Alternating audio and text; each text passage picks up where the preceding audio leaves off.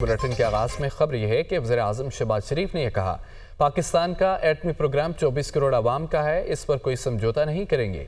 दिफाई निज़ाम जारियत नहीं दिफा के लिए है। नेशनल डिफेंस कॉम्प्लेक्स और दीगर इदारों पर पाबंदी का कोई जवाब नहीं है। पाकिस्तान के खिलाफ मज़मूम साजिशें कामयाब नहीं होने देंगे। यकीन है दोनों मुज़ाकराती कमेटियाँ ऐसा हल निकालेंगी जो पाकिस्तान के बेहतरीन मफाद में होगा। मुज़ाकरात का मकसद यही है, ज़ाती मफादात को कौमी मफादात के ताबे करें। वो काबीना इजलास में गुफ्तगू कर रहे थे।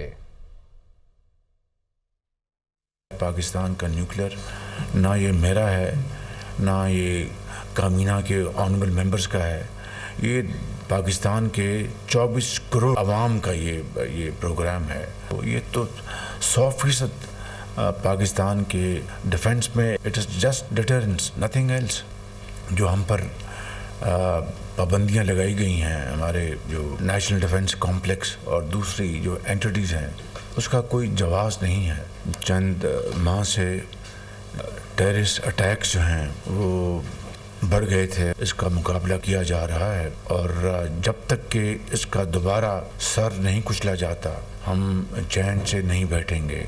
मुझे उम्मीद है कि दोनों पार्टियां पाकिस्तान के बेहतरीन मफाद में पाकिस्तान को अमन और इस्तेहकाम देंगे इंशाअल्लाह। कौमी मफाद का तकाजा ये है कि हम अपने ज़ाती मफादात को कौमी मफादात के ताबे करें। किसी की नीयत को पर शक नहीं करता। मुझे पूरी उम्मीद है कि ये दोनों पार्टी जो हैं मिलकर कोई ऐसा हल निकालेंगे जिससे कि पाकिस्तान के बेहतरीन मफाद में फैसले करेंगे, तो इंशाअल्लाह इसका मुल्क कौम को बेपनाह इसका फ़ायदा होगा।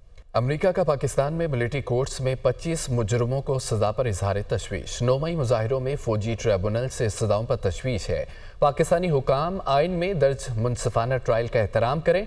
तर्जमान अमरीकी महकमा खारजा मैथ्यू मिलर। बरतानिया पाकिस्तान के कानूनी अमल में दखलंदाजी नहीं करता। बरतानिया कानूनी कार्रवाइयों पर पाकिस्तान की खुद मुख्तारी का एहतराम करता है। फ़ौजी अदालतों से सिविलियंस को सज़ाओं पर बरतानिया का रद्द अमल। पाकिस्तान शहरी और सियासी हकूक़ के बैनुल अक़वामी कन्वेंशन के तहत अपनी ज़िम्मेदारियों को निभाए। तर्जमान बरतानी दफ्तर ख़ारजा की जानिब से यह कहा गया। अमेरिका का पाकिस्तान में मिलिट्री कोर्ट्स में 25 मुजरमों को सज़ा पर इजहार तशवीश किया गया।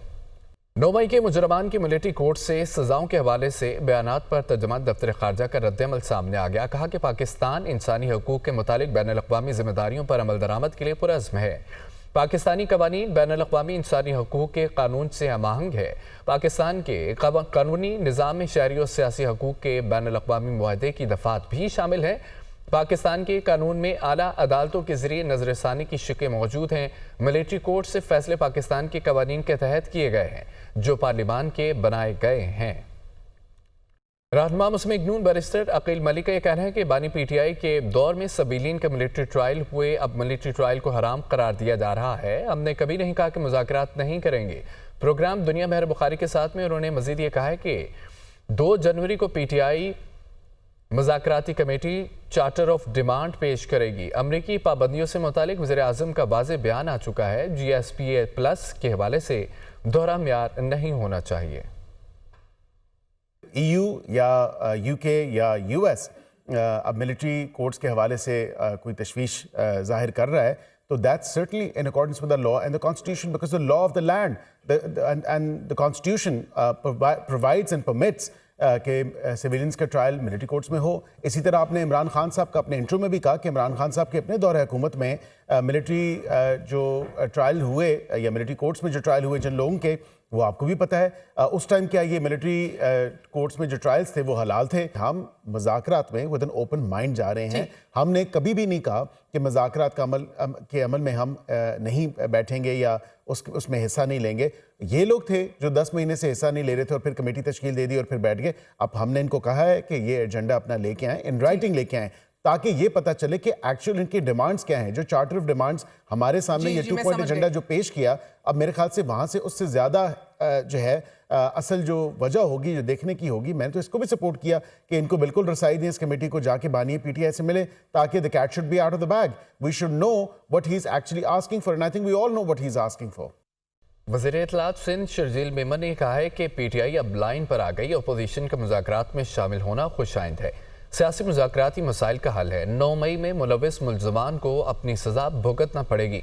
नहीं चाहते सियासतदानों के सियासी मकासद और मुकदमात मिलिट्री कोर्ट में चले। अगर रियासती इदारों की तनसीबात पर तोड़ फोड़ होगी तो केस उनकी ही अदालत में चलेंगे।